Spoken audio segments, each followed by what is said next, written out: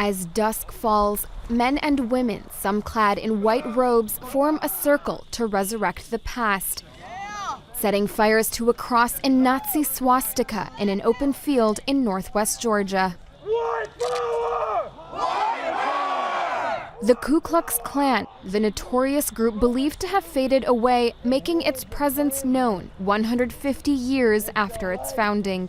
Death to the ungodly! Death to our enemies! Death to our enemies! Despite the rhetoric, today's Klan leaders say they have rules against violence, aside from self-defense. That's in contrast to their predecessors who terrorized minorities, openly promoting hate and violence. But the group's core belief remains: white control.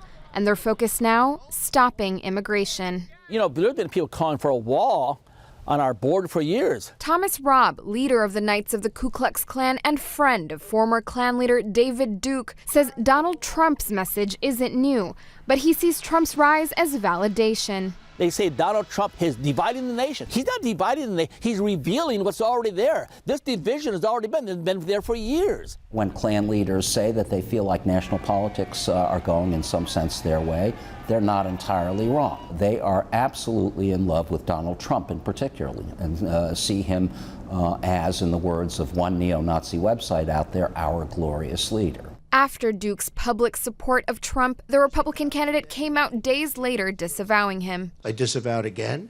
I mean, how many times are you supposed to disavow? Still, Klan leaders claim membership is up at the twilight of President Barack Obama's second term in office. Signing up is as easy as filling out an online form, if you're white and Christian. White nationalism and our ideals has moved into the mainstream, like it or not, and it's high time, and it has to come into the mainstream, otherwise it's over. But the Southern Poverty Law Center, which tracks extremist groups, says the group is too fragmented to see a return to its heyday. It puts the numbers in the thousands, a mere fraction of the 4 million during the 1920s, or the tens of thousands in the 1960s. Although the Klan today is certainly less violent than, say, the Klan of the Civil Rights era of the 1960s, that does not mean that it is some benign group that does not engage in political violence.